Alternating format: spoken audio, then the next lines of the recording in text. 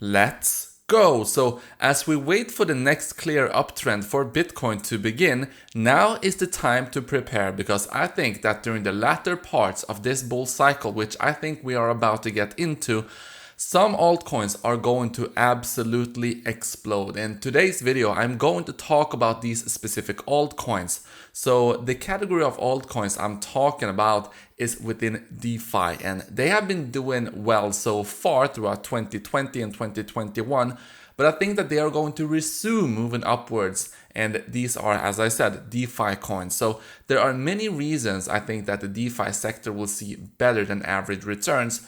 But one that is especially relevant right now is that you're seeing some, general FUD about Binance. Now, no matter what you think about it, if you think it's something to be concerned about or not, the fact is that these news articles and everything that's been thrown at Binance is going to scare some people away, and they are most likely going to start to use decentralized exchanges, and so we could see even more users and volume on decentralized exchanges, which also means a lot for DeFi, because this matters, because once people start using decentralized exchanges, it is kind of the first step into the world of DeFi, and looking at providing liquidity, farming, and other things follows naturally afterwards. With that in mind, today I'm going to be sharing what I think are some of the top altcoins in the DeFi sector to include in a portfolio. Before I get started with that, make sure to subscribe and activate the bell icon so you do not miss out on more videos like this, as well as everything else I post here on this channel. So up first today is AAVE, one of the top lending and borrowing protocols on Ethereum and Polygon. So I choose AAVE for this category because not only are they the largest lending protocol by total value locked with more than $17 billion in their pools, but also because the team behind AAVE is constantly innovating and adding new features such as the integration with Polygon. Additionally, the actual AAVE app that users interacts with is very intuitive and beginner friendly while still providing all the necessary functionality. I think that is actually a very big reason why AAVE has seen so much success, and one other thing that gives AAVE even more potential for the future than other similar protocols is the work they are doing to integrate with the centralized finance system and institutions through partially permissioned lending pools with KYC and AML features. Centralized finance entities had expressed interest in taking part in DeFi, but are unable to do that because of certain regulations. So AAVE is providing a solution through pools with whitelisting of participants. If these pools are successful, then they will have the potential to bring in huge amounts of money through institutional clients, which will make AAVE an even clearer leader in the lending space. For some perspective, in the world of traditional finance, the lending and borrowing market is as large as $6.9 trillion. As of today, AAVE has a market cap of less than 3.5 billion. That means that if AAVE were to take over just 1% of the total market share, it would do around a 19x from here.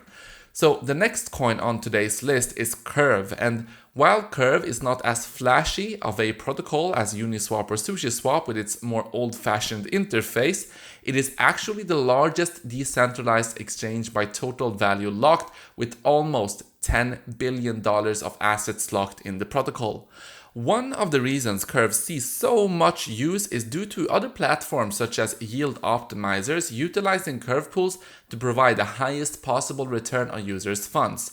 This makes it so the end user does not actually have to interact with the Curve interface themselves, but they still benefit from the high APYs available from the protocol. Some of the most popular liquidity pools on Curve are those for stablecoins, as providing liquidity for a pool made up of stablecoins has very little impermanent loss involved with it, which is a good thing. As you can see, there are far more options available for stablecoin pools than the usual USDT, USDC, and DAI that we see at most of the other DEXs and DeFi protocols. Curve was created on Ethereum but is now available for use on Polygon, Phantom, and XDAI as well, with much lower fees and faster transactions. Another benefit of using Curve, AAVE, and some other DeFi protocol on newer networks is that there are often incentives for doing things such as providing liquidity on the newer networks, so keep an eye out for those. And one of the most recent examples is of course on Polygon, where you were able to get almost 50% on your stable coins just by using Curve, which was of course completely insane. Now they have lowered that since then, but those were very good times for everyone farming with stablecoins. So the next coin on today's list is actually Cardano. We have been following Cardano for a long time here on the channel, and while they have for sure taken their time working towards implementing smart contracts, they should be here before the end of the year, and when that happens, I still expect to see a huge DeFi boom within the Cardano ecosystem.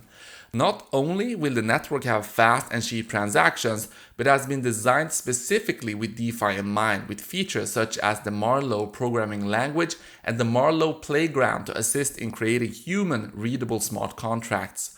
One other factor to keep in mind is that Cardano has one of the biggest and most passionate communities in all of crypto. It's truly amazing, and we can be certain that they will be fully involved in making Cardano as competitive with Ethereum and any other networks for that matter as possible as well. One more thing that is always important to note with Cardano is that a huge portion of the supply, more than 70%, is currently staked. And this is insane, but this helps to keep the scarcity up and the actively circulating supply low, which is very good for the price of ADA. Next, I actually want to talk about Phantom, which is a coin I think not as many of you all will be familiar with, but we could see a huge growth in the near future. So Phantom is a base layer protocol with fast and high throughput and open source smart contracts. There are a lot of other interesting features with Phantom, such as liquid staking, where Phantom tokens staked to secure the network can be used as collateral for DeFi. The APY for staking Phantom can be as high as 13% if you lock it for a year. Another key feature is EVM compatibility, meaning that any tokens and smart contracts created for and deployed on Ethereum can be very easily deployed on Phantom as well, such as how I mentioned Curve is available on Phantom. So, you have most dApps which are available on Ethereum, you can actually port that over to Phantom as well. So the reason Phantom could see a lot of growth in the near future is because of the liquidity incentives I mentioned earlier. Many projects being created on or transferred to Phantom are offering bonuses to people who migrate to try them out. This is the exact same thing that happened actually on Polygon, and this is what kickstarted the huge growth on the Polygon network, and Phantom is currently in a much earlier stage of that process. If you want to be able to take advantage of that potential exponential growth, then Phantom is definitely a project to pay attention to. Also, let me know down in the comments if you would be interested in learning about some of the top projects currently available on Phantom, and I could perhaps make a video on those if you are interested. So last but not least, no video about DeFi could be complete without mentioning Ethereum, especially with the EIP 1559 so close to being activated. If all goes to plan, then it will go live this month and Ethereum will become deflationary, bringing a big improvement to the tokenomics. It will be interesting to see how the markets react when this change goes into effect, but the real effects of the upgrade will be felt in the long term.